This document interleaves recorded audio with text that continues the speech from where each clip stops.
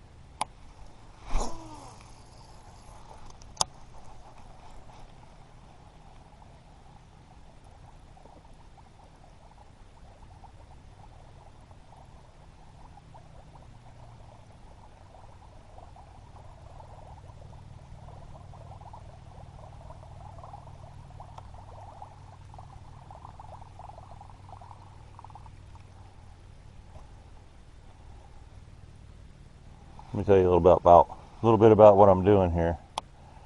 It's basically you want to start out. You want to be throwing real close to the bank, as close as you can get, pretty much.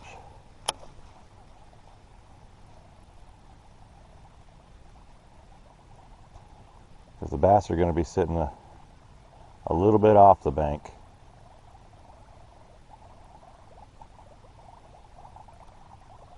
5 or 6 feet off the bank. So you want to be within 2 or 3 feet of the bank. Oh, just like that. Just like that. Come up and crushed it right there in front of me. Woo-hoo-hoo. Just like that. Look at that pig. He choked it all the way in. Yep, that's how we do it. Just like that. Man, you had that trailer hook all the way through him.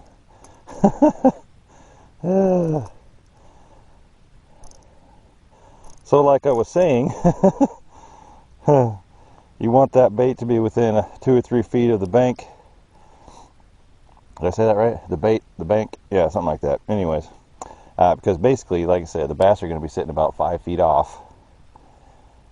And they're going to want to, their instinct is going to want to trap that bait, whatever they're chasing, bait fish or whatever, in between them and the bank and smash on it.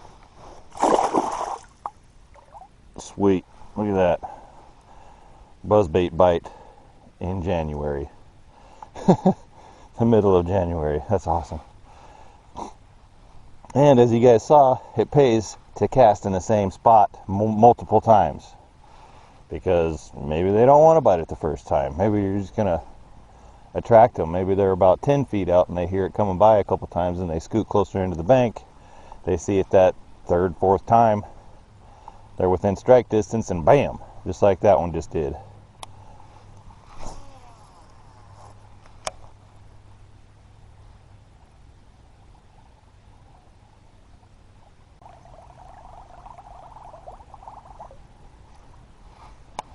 This particular buzzbait I'm using, it's Strike King. Strike King makes it. It's got that triple blade on there, and you can really slow it down and get a nice bubbling action out of it, which is why I enjoy using these, especially when the water temps are still a little bit cold.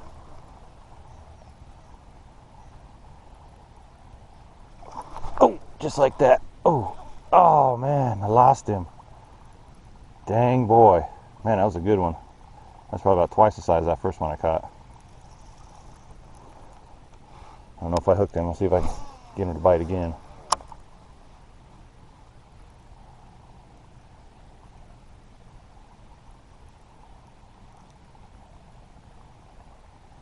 Ah. Man, that was a good fish.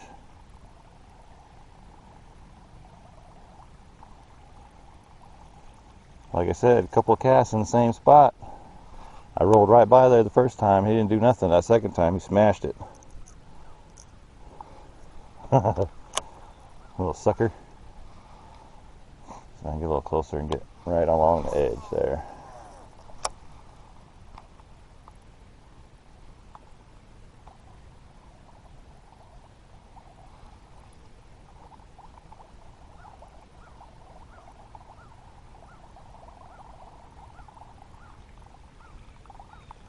Yeah, may have hooked him a little bit with that first one. Cool. At least I know they're hitting the buzzbait. Can't complain about that.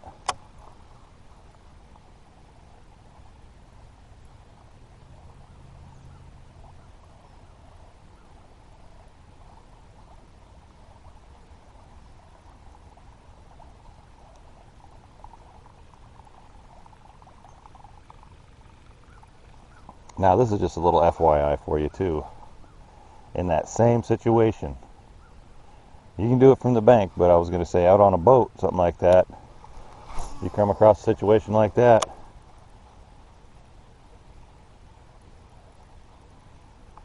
have you a worm or something tied on, or a jig, something like that. They blow up on it like that and they miss it. Cast out a couple more times with your buzzbait. If they don't hit it, or maybe just once more.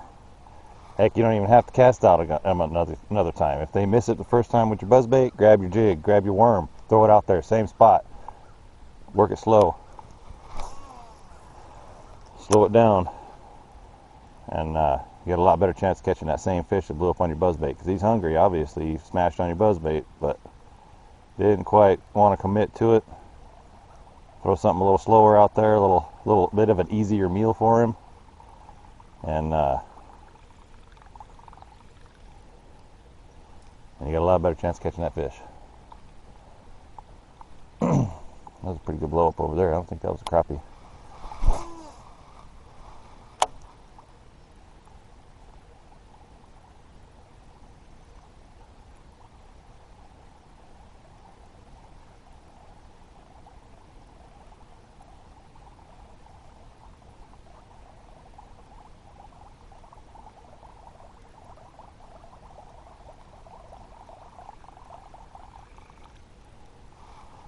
I cast out by these logs that are out here in the water a couple times.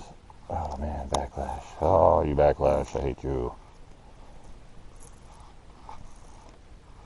Why is it always the most inopportune times when it decides to backlash?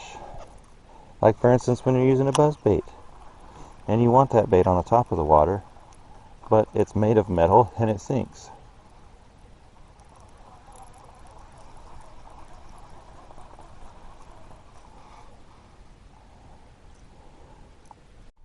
Alright guys, busting out the shaky head. This is actually one of my favorite shaky heads. This is made by Owner.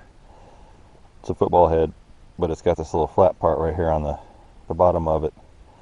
And I'm talking about, it's very hard for it to roll over on its side like with those round ones. Great little bait. Or jig head, I guess.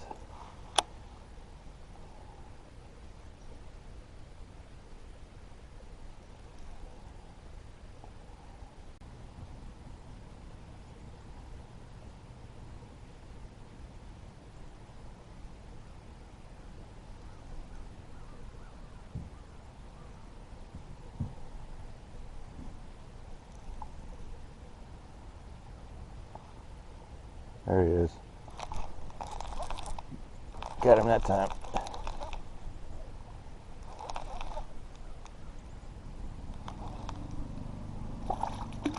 And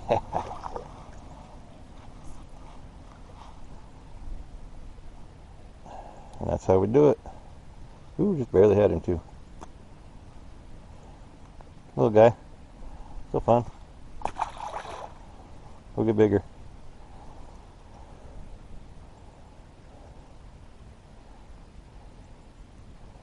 Rip the tip of that joker right off. See that? A little stinker.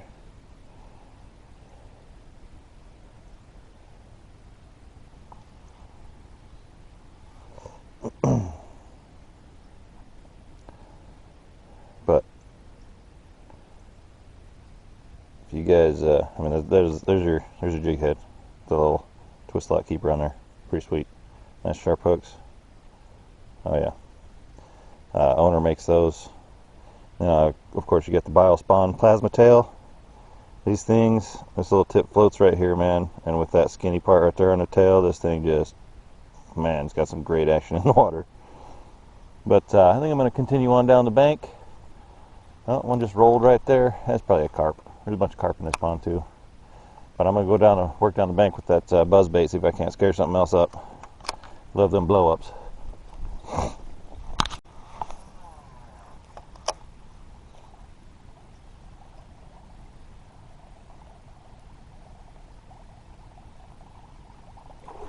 Oh, there's a good one.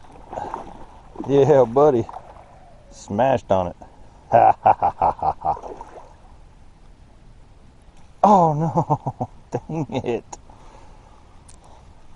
Oh man, I thought I had the drag set low enough. Apparently not. Dang it, that was another good one. Oh well, live and learn. Alright guys, final attempt. I guess I should say final pond. I've been throwing this lipless, and I've caught a few along the way here. A few small ones. One that was pretty decent size.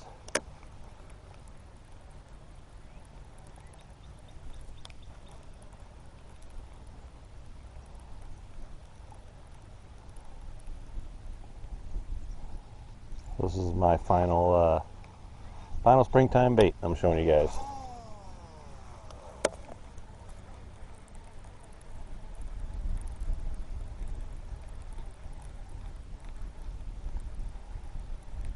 At least on this video. There is another one that I will be using a lot this spring, and that is going to be chatterbait, but I use that all year round, so I decided not to include that one in this video.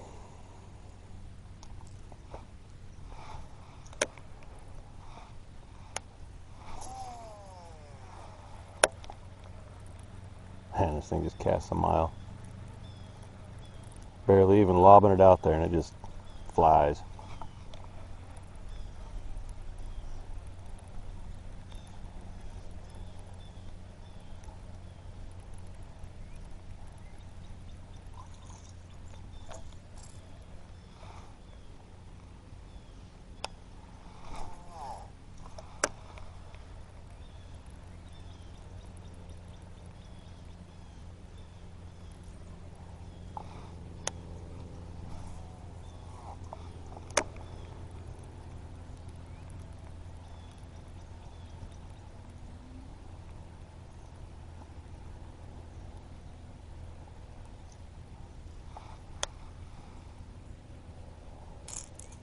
There's zings out there. But yeah, I will have all of my rod and reel setup information in my description of the video.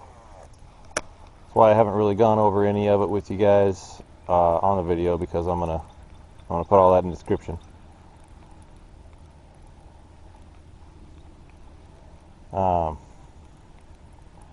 One thing I have learned though with this lipless is I get way better action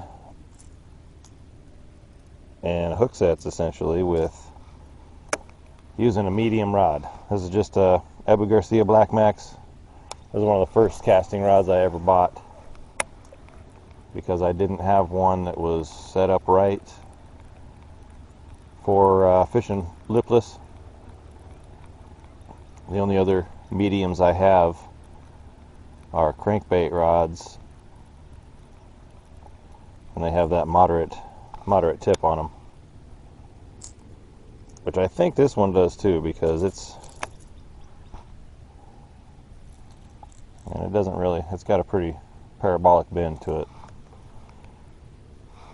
But regardless of that,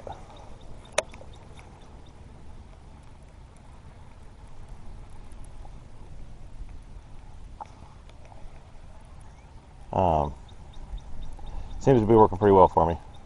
It's only 6'6". I'd rather you be using more of a 7-foot rod, but sometimes this shorter rod works out pretty well. Or fishing around trees and stuff like that, which I have been, so.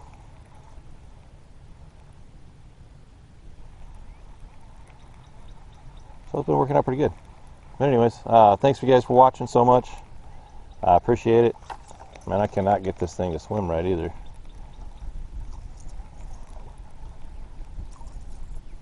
Been working great all day, and now here it is on video. Messing all up, but that's all right. Don't matter. But anyways, thanks you guys for watching. It's been a long road.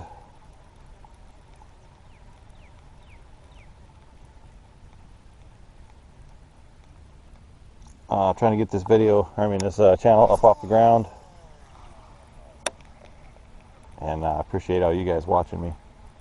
Appreciate your feedback and your comments and everything else. So keep on watching. And like I always say, fish hard, get your worm wet.